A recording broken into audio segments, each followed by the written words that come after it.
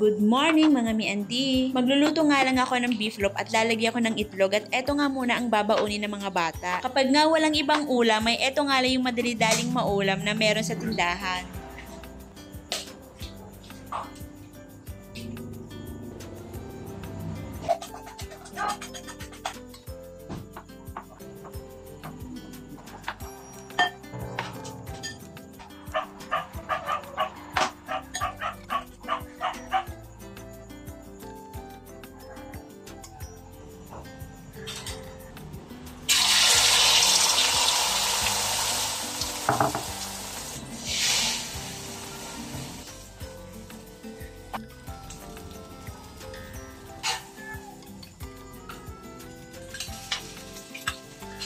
Habang ang nagluluto ako ay eto nga nag-aasikaso na nga ang mga anak ko sa mga sarili nila.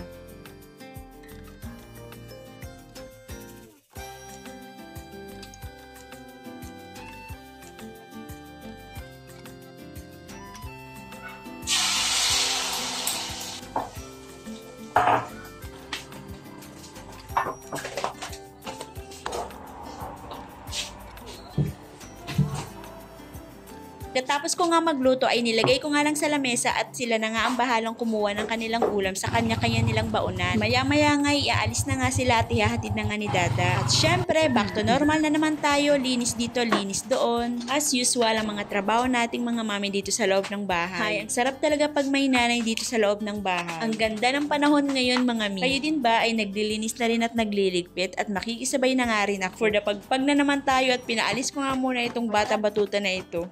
Kawawa naman ang bata, pinaalis. Ang sarap kasi ng tulog ni Zoe pag mga ganitong oras. Dito talaga sa sofa ang paborito niyang tulugan. Katapos ko nga muna dito sa sala ay tinawag muna ako ni Dada dahil mag-aano daw kami, ano ba?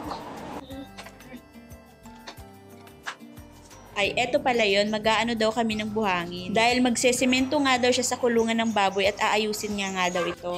Ayan, all in one talagang mga nanay for the helper pa.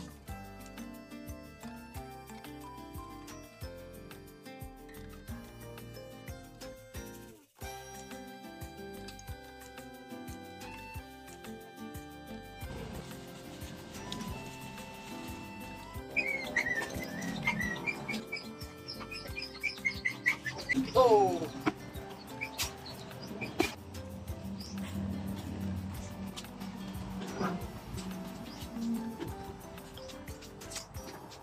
Ayan, ito nga pala yung aayusin ni Dada na kulungan ng baboy. Ito nga pa pala yung pag-unboxing ko, yung 7-in-1 travel bag organizer na late na. Ina-upload ko kasi agad sa TikTok dahil meron talagang date at schedule na dapat kailangan i-upload agad. Isa nga rin yan na pre-sample na pinadala sa akin from TikTok. Salamat po sa mga sellers, sa mga nagtitiwala. God bless po, more sales to come.